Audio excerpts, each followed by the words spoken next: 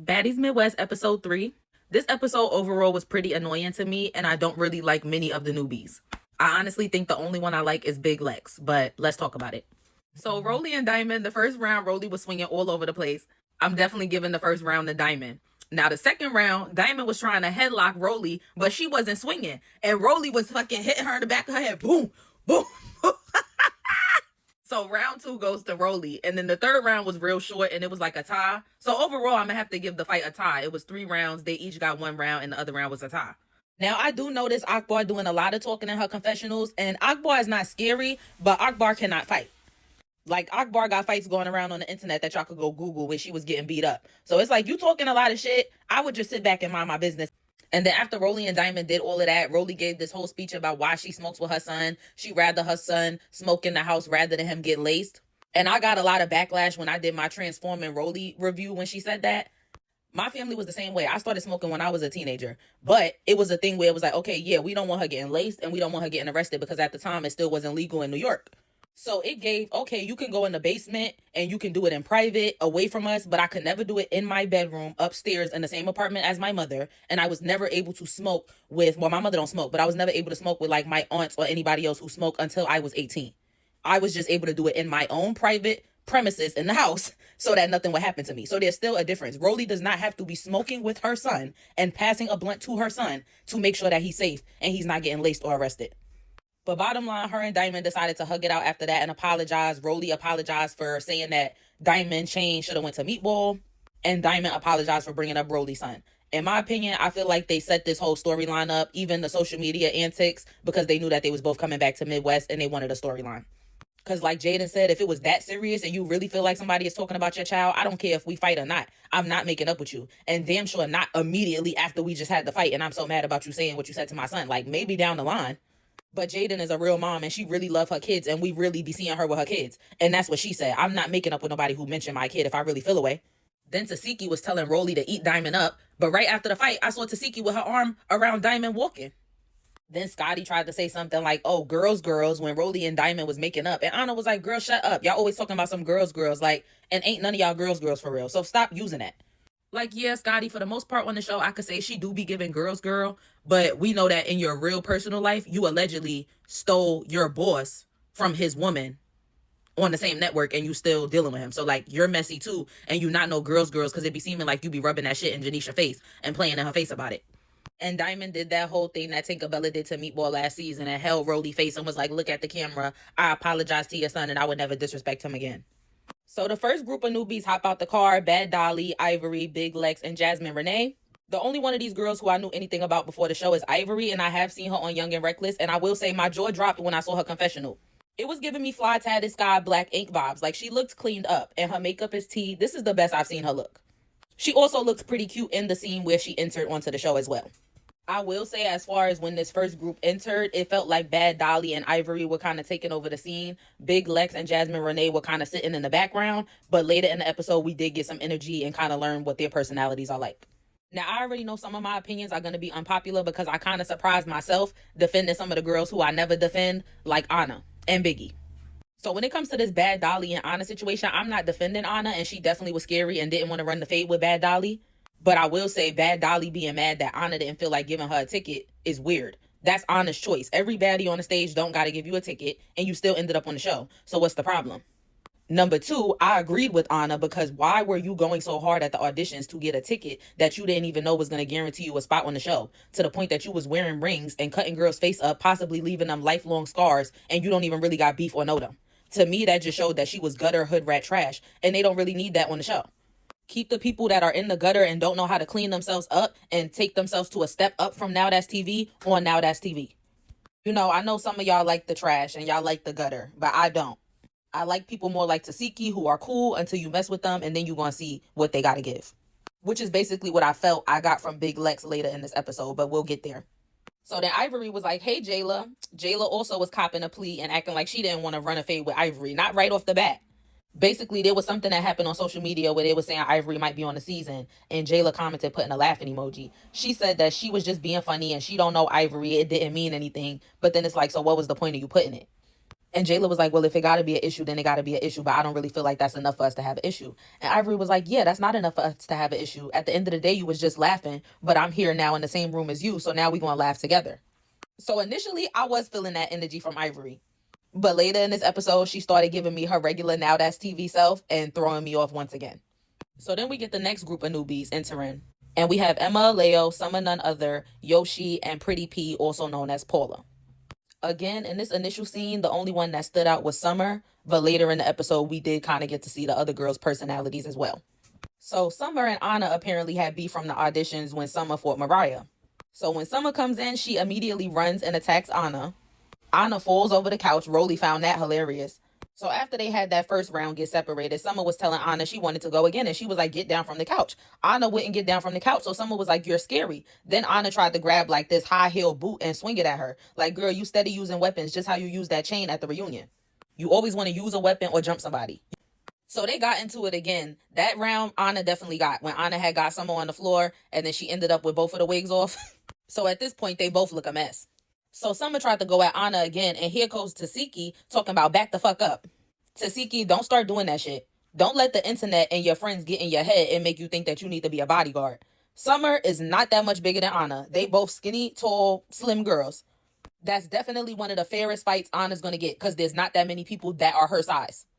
But you're definitely too big for Summer. If you want to talk about sizes and act like y'all care about how big somebody is in a fight. So Summer did back up when Tasiki approached her, but Jaden basically was saying at the end of the day, Summer not scary, win, lose, or draw. Like, she respected it. So then Summer and Anna have a little talk, and Anna was like, you snuck my friend at the auditions talking about Mariah, so that's why I had an issue with you. And Summer was like, but why would you take my purse? And Anna was basically like, I took it because you snuck my friend. So I guess at the audition, Summer purse basically got stolen by Anna and Mariah. And Anna just sitting there talking about, at the end of the day, when it comes to me and my friends, I jump. I tell y'all, I jump. And that's why you be in a world of trouble. But Summer was like, at the end of the day, I'm here to get money. And Natalie was like, I respect that you saying you want to get money, so we going to hold off on this right now. So the Summer and Anna thing will come back up, but they're going to put a pause on it for now. Akbar in that confessional, again, running that mouth, talking about, at the end of the day, I'm a celebrity and I don't look down at these girls. We're all women. Akbar, you're a reality star. Like, I don't know what you think you're famous for. You're not famous for anything except for being a reality star and an influencer like the rest of these girls are. The only difference is that you come from Love and Hip Hop, which is a more respected show. But some of these girls probably have more followers than you at this point. Like, you're not known for your music. I know you got that Nicki Minaj feature and it went to your head, but nobody thinks of you and thinks rapper, babe.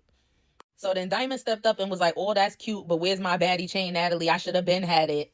So Natalie pulls the chain out. Diamond is happy. She finally got her baddie's chain. Okay. Hopefully we can close these chain storylines out, but I'm assuming we won't because all of these newbies are going to be wanting the baddie's chain as well. And it's just going to be a continued cycle of bullshit that we have to see every season. So now the girls are heading to the house and they have all of the newbies in one car and then all of the OGs and the celebrity cast in another car. So as they're getting on their respective buses, we basically just see Summer still popping her shit, being the loudest one on the bus, saying she's the real Detroit baddie. They're in her city. Baddies Midwest is going to be like no other season. On the OG and celebrity cast bus, we're basically seeing that Anna is feeling away about the fact that Biggie didn't do what she wanted her to do last night, which I'm assuming is jump in her fight with Summer. So now on the newbie bus, Summer was saying, let's turn the fuck up. And Paula, Pretty P, gonna say, oh, they might turn the fuck up on you. So Summer was like, I don't care. I'm ready to catch every fade with a newbie, with an OG. It don't matter who won it. So here goes Ivory making a problem where there's no problem, talking about why you keep saying who won it. Like, I'm not one of those people where you just gonna say, oh, I'll smack anybody in here and I'm gonna just sit there and be quiet. And honestly, this reminded me of Baddies West when they had first got on the bus and Stunner Girl was talking her shit about Tommy and Tommy wasn't even on the bus, but then Rolly and Biggie was feeling away. Like, feeling like Stunner Girl was making threats at them when she was saying like she'll get anybody in the house touched. But it's like, y'all know she talking about Tommy. So to me, at that point, you looking for a problem with that person. Just like right now, Ivory knew that Summer was really talking about Anna and Biggie. But you still chose to take it personal and try to make it about yourself. For a moment. So Ivory ran up. She beat Summer up real quick. Summer don't got hands, but she got a lot of mouth. And she will keep fighting. As far as Ivory, she can fight, but I do feel like y'all overhyped her hands. I've seen her fight on Now That's TV. I personally feel like her and Mel, like Mel be keeping up with her. And just in general, I just don't see her taking Tasiki or tying with Tasiki. Like, people kept saying they wanted to see her and Tasiki go at it. Tasiki will whoop Ivory's ass for real. But anyway. So then Ivory was like, I wish you would touch Anna again. You keep going for the smallest bitch in the house. Now, y'all remember how Ivory was in the car with Scotty at the Baddies auditions, and we was like, we already knew Ivory was going to be on Baddies Midwest. Like, she was already in good with the Baddies and knew some of them before this first day of filming. So now you giving lapdog, like you gonna be sticking up for Anna and Biggie and Scotty and Natalie because what, they put you on the show? Because like I said, Summer is not much bigger than Anna. So then here go Emma and Yoshi talking for the first time they've talked this whole episode, riding Ivory's dick, talking about, oh yeah, Ivory's right, Anna is too small for you. Yoshi, Summer, and Anna are all small, slim girls. Like, they all in the same weight class for real. So if you feel like Summer is too big for Anna, who are you planning to fight, Yoshi? Because that means you think everybody's too big for you. And Summer was like, it don't matter because I want Biggie too. And Yoshi was like, yeah, but leave Anna out of it. Like, what is up with y'all girls? Did y'all have talks with Anna and Biggie before the first day of filming that we don't know about for y'all to be they lapdogs? So Ivory basically asked Summer, did she want to fight when they got to the house? And Summer said, I'm with whatever y'all with. And they was like, oh, why you not just saying yes to Ivory, but you still want to fight Anna? She says she with whatever Ivory with. That's a yes. And Emma, why are you still talking? Like, mind your business. Talking about Summer giving bully to Anna. No, all of y'all bitches right now giving bully to Summer. Why are all of y'all talking to her on the bus when it was only between her and Ivory to start? So then Emma was like, I know you're not coming at me. And Summer stood up. So her and Summer started fighting. Summer lost again. So while Emma was beating Summer up a little bit, Ivory's in the back like, yeah, you better get her. You better get her on the dead homies. First of all, just another sign of Zeus becoming more gutter and trash. And also, I'm already seeing Ivory being like this manipulator, ringleader person because all of these girls must be infatuated with her from watching reality TV themselves. So they feel like Ivory is the star newbie and they have to kiss her ass. And while Emma is fighting Summer, Ivory is trying to kick and punch and jump in the fight. Paula says Summer was fighting for her life on that bus, but she's good at talking. She's good at that. So back on the OG bus, Anna is like, I just feel like when she kept saying, I want to fight, and me and her had already fought, and I said, I'm done. Why did nobody step in? That really blew me.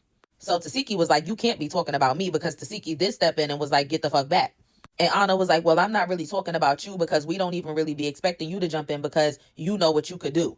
So basically, Anna was saying, like, we don't even really be expecting Tasiki to jump in because they know how she beat people up. So that's why I'm like, girl, Tasiki, don't start playing yourself and start doing that shit. Because the only person that's going to end up looking bad from that is you, not Anna and Biggie. People not going to blame Anna and Biggie when they start calling you a bully. But Anna was like, I'm really talking about you, Biggie. So then she starts crying and shit. Crocodile tears, in my opinion. So then Akbar and Tasiki and Tinkerbella was like, yeah, Biggie, you do got to get out of that, saying you don't want to fight and stuff because Anna always be having your back and getting into your stuff. And for once, I'm about to defend Biggie because no, she doesn't. If Anna is having one-on-one fights and Anna is fighting people in her same weight class, and even if they not in her same weight class, if she pop shit and got herself into the situation with that person and it's a one-on-one, Anna got to deal with that. Just because Anna choose to jump in all of her friends' fights don't mean that that's how other people get down. Anna literally said, I grew up jumping people. I like jumping people. Anytime any of my friends get into something, I'm jumping in, whether they winning or losing. Many people don't operate like that. A lot of people think that's actually corny and lame. So maybe Biggie don't want to do that.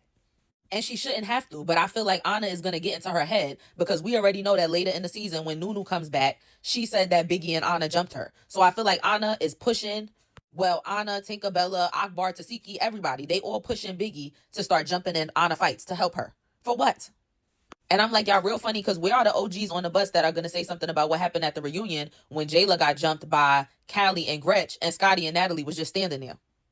And Sapphire was actually the one who came and helped Jayla. So that's why I was like, Jayla, why are you even talking and acting like you understand where Anna's coming from? Did you stand up for yourself and tell Natalie and Scotty that you didn't like that they didn't jump in for you when you was actually getting jumped in a 2-on-1 situation?